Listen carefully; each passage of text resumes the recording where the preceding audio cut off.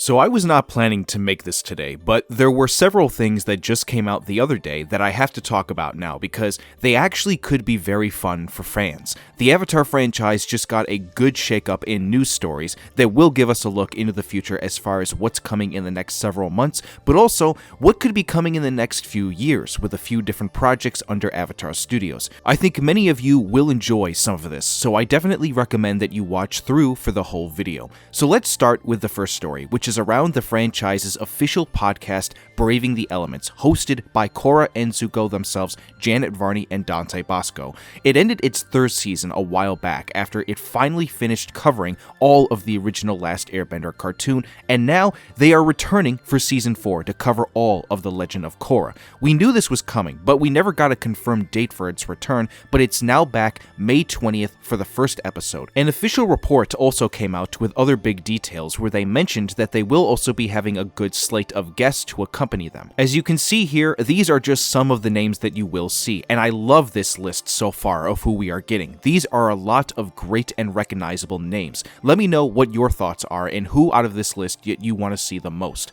Also, two very big names in Michael DiMartino and Brian Konietzko, the original creators. They will be the guests for the very first episode, and at first glance, that is probably a very big deal for a multitude of reasons. This could potentially give us some new information that is about their upcoming projects at Avatar Studios. No matter which project they announce for, that is where the idea comes in mind that this is a big deal. On the other hand, the most likely outcome of this all is that they are simply there to answer questions from the hosts about the Legend of Korra and nothing more. I am hoping for the possibility that they will announce something for an upcoming project, or at least tease something, and I will keep my expectations low for that possibility. If you are really into the Avatar franchise, I definitely recommend you listen to this podcast. Given the Legend of Korra is a show that hasn't had much talked about it in recent years since it ended, this might give fans a much bigger look on the show to let them learn more about it than they didn't already know. And who knows, maybe make them go back and re-watch the show entirely. I know I definitely need a rewatch, so this new season of the podcast will help out with that. In other bigger news, let's stay on the conversation around the Legend of Korra, because within the span of the same day, it was also announced subtly that Studio Mir, the animation studio behind the Legend of Korra, would be returning back to work with Paramount and Avatar Studios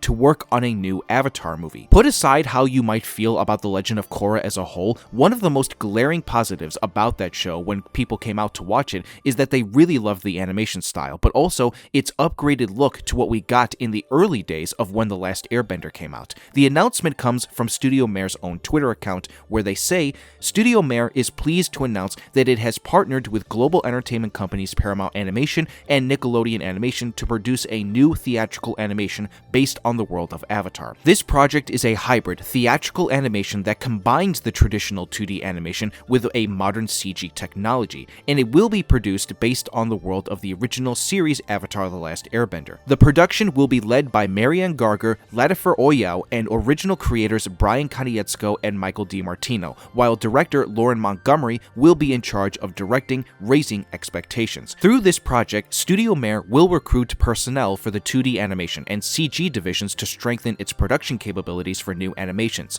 Please check separate notice for related job openings. We are delighted that Studio Mir has joined the Avatar theatrical animation project that global fans have been waiting for a long time, and we will continue to come back with works that can breathe together with viewers around the world. My enthusiasm for this announcement is very high because I think that this is a really good thing to happen for a potential up-and-coming project. Now, apparently, it is sort of lost in the winds of whether or not Studio Mir is supposedly coming in to help with the animation on the current adult Avatar movie following the OG characters, or if they had been working with them on it since the beginning, but that information seemingly has been given to us in the most vague way possible. And also, for context, Lauren Montgomery is the current director on the adult Avatar movie, so that is why they announced her with this. But also, speaking of vague, let's talk about this announcement and why it feels so strange that it would just drop out of nowhere like this, and not even officially from Avatar Studios themselves as well. For a while now, I have not been the happiest person when it comes to my reaction to marketing around the franchise.